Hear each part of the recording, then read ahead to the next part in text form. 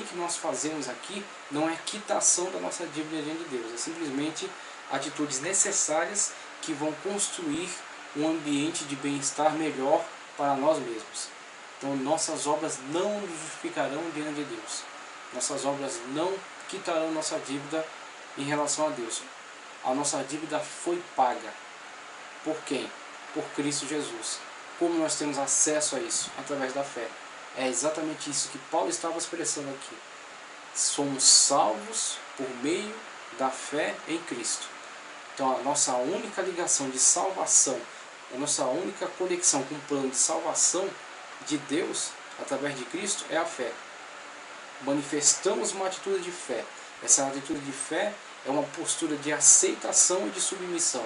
A partir dessa postura, dessa atitude, é atribuída a nós a obra de Cristo. E somos justificados por Ele. Então a nossa dívida, a quitação da nossa dívida, a quitação da dívida é atribuída a nós. E aí Deus, em relação a nós, diz: não me deve mais nada, e está restabelecida a comunhão. Então é dessa forma que funciona, é dessa maneira. Não seremos justificados a partir das obras, de qualquer tipo de obra que possamos fazer. Nossas obras vão se refletir para nós mesmos. Aplica-se a lei da semeadura. Plantamos coisas boas, colhemos coisas boas. Plantamos coisas ruins, não teremos outro tipo de colheita senão algo ruim. Então a salvação é, por exemplo, um dom gratuito, é o que é chamado de graça. A salvação é por meio da graça, a graça do grego charis, que vem a ser favor e merecido. Não foi merecido, se foi merecido não é graça. Se houve tentativa de salvação por meio de obras, é lei. Como Paulo fala aqui, ninguém se salvará pela lei. Ninguém se auto-justificará diante de Deus. Mas pelo contrário, por meio da fé, chega-se a salvação, por meio de Cristo Jesus. Então a fé é a única ligação. Por quê? Porque Cristo Jesus manifestou a sua atitude de salvação para conosco por meio da graça. Ou seja, favor imerecido. Então, por parte de Cristo, é uma atitude de graça. A graça dele, o favor imerecido, o amor incondicional dele, fez com que ele tomasse as atitudes necessárias para a nossa salvação, pôs em funcionamento o plano da salvação, deu o brado na cruz: está consumado. A partir daquele momento que ele disse está consumado, ele disse: o plano está concretizado, está pronto. A única forma e a forma necessária por meio da qual esse plano se aplicará na vida daquele que quiser é a fé. A aceitação desse plano por meio da fé. Então, a todos quantos, é assim que é falado, a todos quanto o receberam, deu-lhes o poder de serem chamados filhos de Deus. Inclusive o texto áureo da Bíblia, que de tal forma Deus amou o mundo de tal maneira que deu seu Filho unigênito para todo aquele que nele crê. Então, todo aquele, está falando de uma forma abrangente, não está especificando o número. Todo aquele que nele crê. Então, por meio da fé. A fé põe você em ligação direta com a ação de Cristo, que é por meio da graça. Então a graça, o favor imerecido dele, operará em mim e em você a salvação. Salvação que vai se refletir em diversos aspectos. Justificação das atitudes que havíamos tomado de forma errada. Atitudes essas que seriam retribuídas, como diz aqui o texto de Romanos 6,23. Porque o salário do pecado é a morte. É isso que merecíamos. Era esse o nosso merecimento.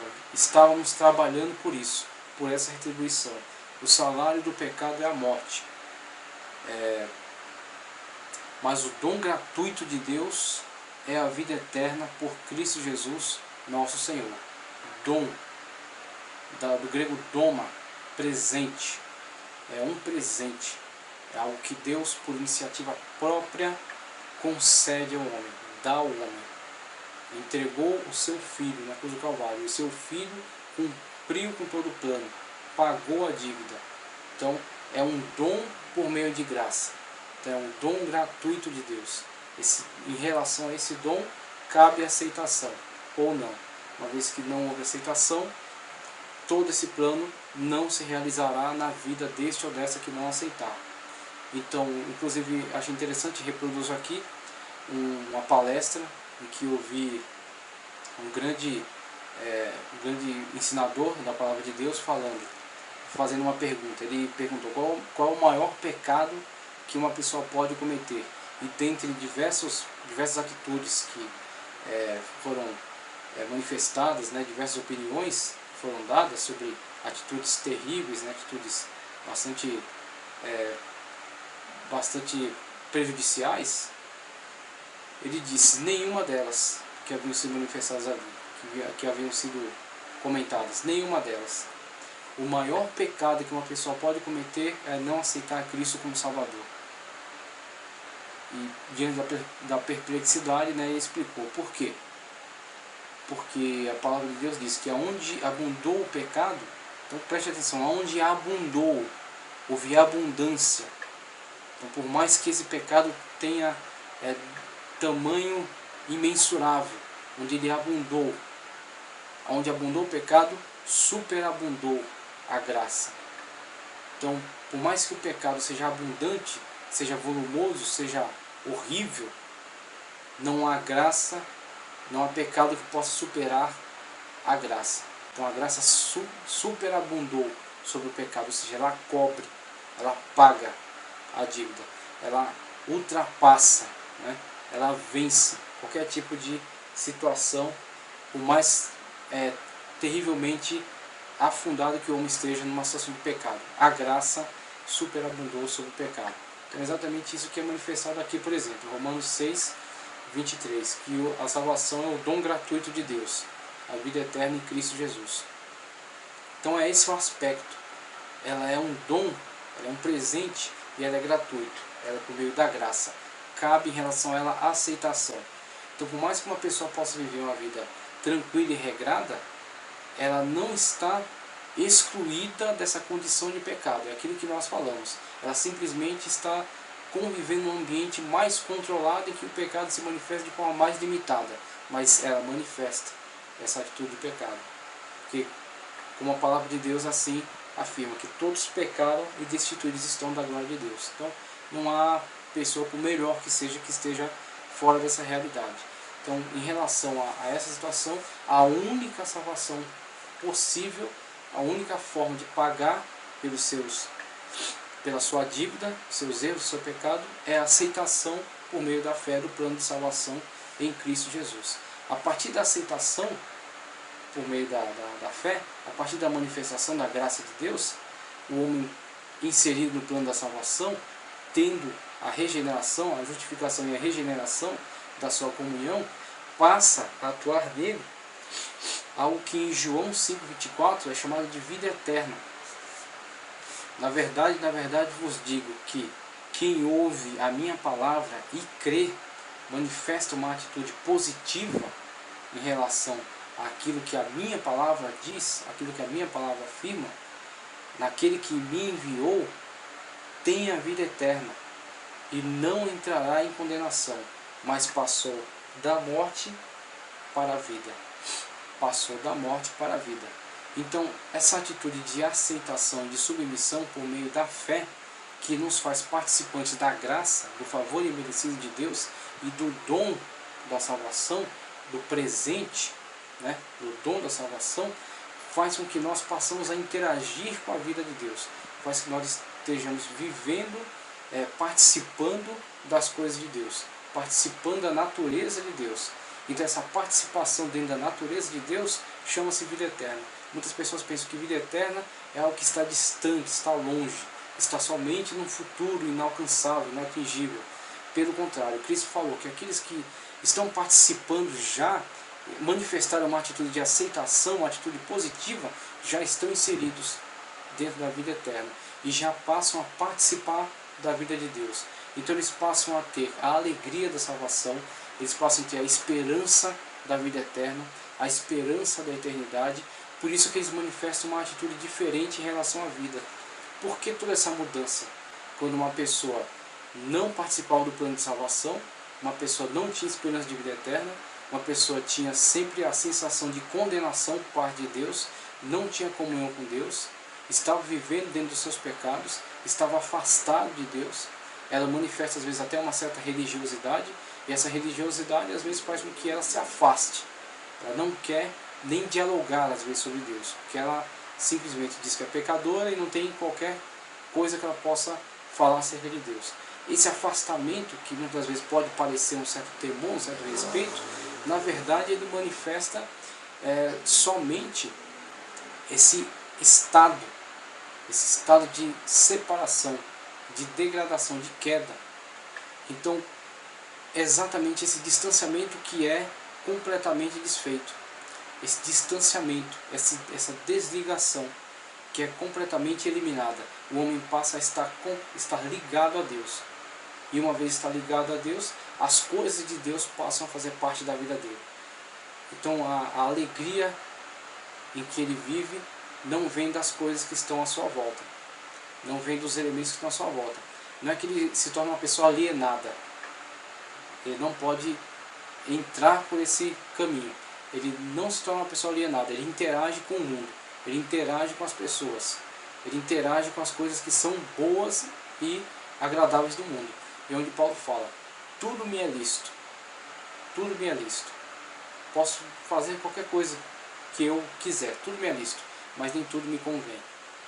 Porque agora o que convém é aquilo que está de acordo com o padrão de vida em que eu estou vivendo. Então, quando eu estou dentro de um padrão de vida elevado, porque eu estou fazendo parte da natureza de Deus, nem tudo vai prestar para mim. Nem tudo vai ser agradável para mim.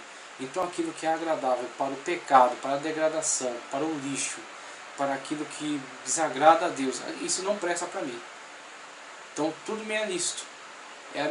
Me é lícito participar dessas coisas, mas não convém. Não convém ao tipo de vida que eu estou vivendo, ao padrão de vida que eu estou vivendo. Porque eu estou vivendo um padrão de vida mais elevado. Então essas coisas que faziam parte da minha vida no passado, a vida de uma pessoa ignorante, não fazem parte da minha vida hoje. Então a vida eterna é exatamente isso. É participar da vida de Deus agora, já. Está inserido dentro das coisas da vida de Deus. Ter alegria que vem da parte de Deus, ter esperança na eternidade, ter uma atitude nova em relação ao mundo, uma atitude nova em relação aos problemas, em relação às dificuldades, uma atitude de fé. Inclusive até um jargão bastante usado aí, não mostre para Deus o tamanho dos seus problemas, mas mostre para os seus problemas o tamanho do seu Deus. Então é um jargão que é bastante verdadeiro. É essa a postura. Ele está ligado com Deus, ele está interagindo com Deus, ele tem comunhão com Deus. Então ele olha para a vida de uma nova perspectiva, a partir de alguém que confia em Deus, que tem fé em Deus. Então a vida eterna já faz parte da vida dele. Ele não vai ter vida eterna quando ele for para o céu um dia, agora. Não, a vida eterna já está nele, já se manifesta nele. E ele começa a manifestar para o mundo uma nova atitude. Por quê? Porque ele está participando das coisas de Deus, da vida de Deus. A vida eterna já está nele. Misericórdia e graça. Misericórdia e graça. Duas atitudes de Deus em relação a nós, que veio trazer a nossa salvação. E Jesus saindo viu uma grande multidão e possuído de íntima compaixão para com ela, curou os seus enfermos.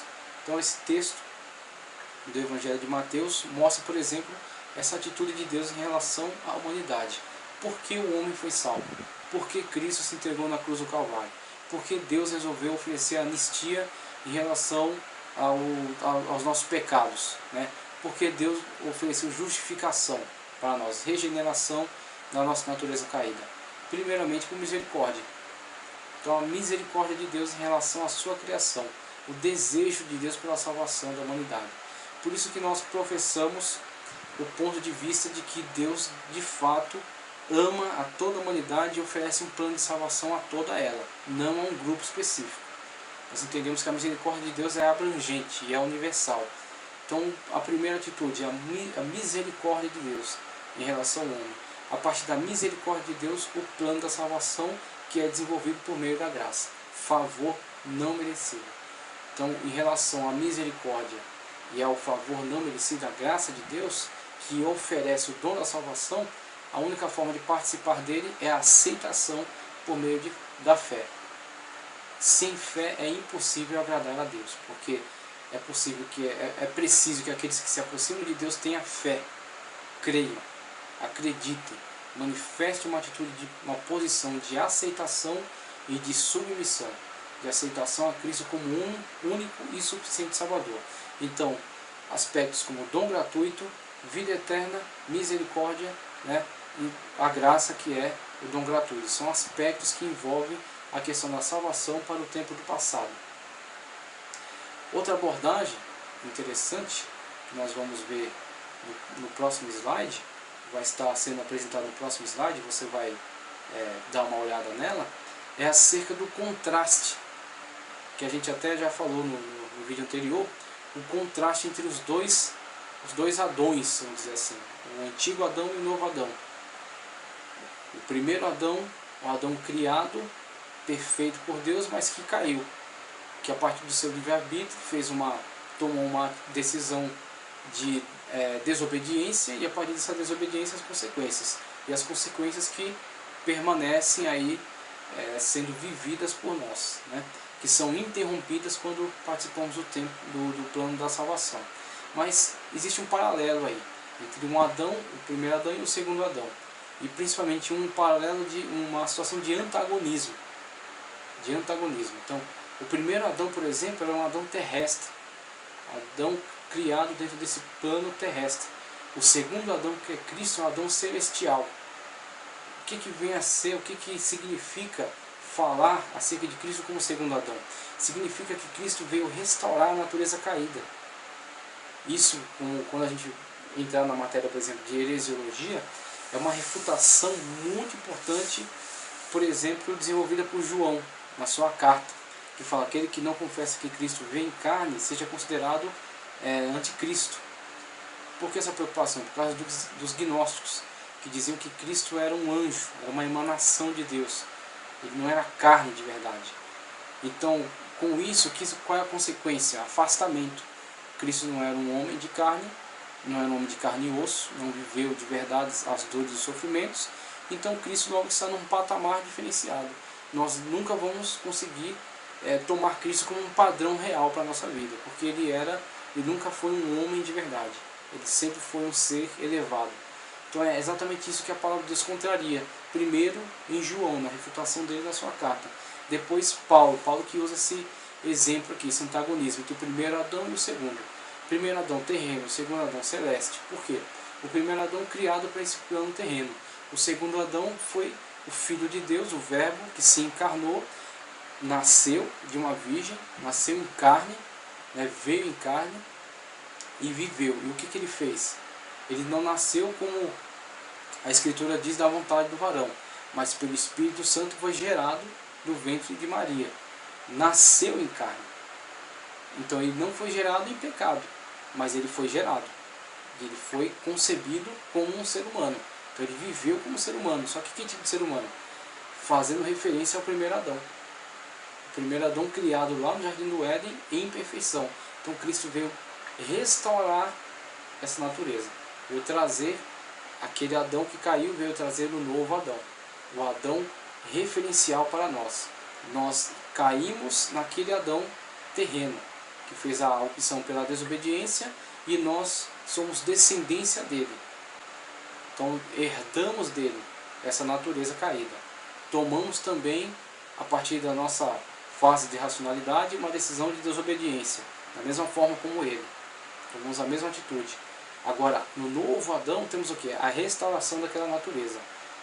Naquele Adão nós temos a queda, aqui nós temos a restauração. Então um Adão terrestre, um Adão celestial, um Adão mortal nós tínhamos ali, um Adão que entrou para o plano da morte, né? O salário do pecado é a morte, então ele passou a ser mortal. Agora esse Adão é eterno, ele veio em carne, ele viveu em carne e ele entregou a sua vida na morte. Para quê? Para nos garantir a eternidade nele. Então nele nós temos esperança de vida eterna, esperança de ressurreição, como Paulo fala. Aquele Adão pecador, ele se deixou levar pelo livre-arbítrio e fez a opção pelo pecado. Neste Adão nós temos um santificador, aquele que nos santifica, nos ensina a tomar a atitude, a fazer a escolha certa. Naquele Adão nós temos a situação de sermos despidos, ou seja, de estarmos numa situação de vergonha e de degradação. Neste Adão nós somos revestidos da sua natureza, da sua santidade. Naquele Adão nós manifestamos desobediência. Neste Adão que foi obediente até a morte e morte de cruz, que Paulo fala, isso que Paulo declara em Filipenses, nós aprendemos o que é ser obedientes a Deus. Através daquele Adão, do primeiro Adão, nós herdamos o pecado. Esse pecado passou a toda a humanidade. A partir desse Adão, no segundo Adão, nós somos resgatados, somos justificados e somos regenerados para sermos uma nova criatura em Cristo Jesus, nosso Senhor.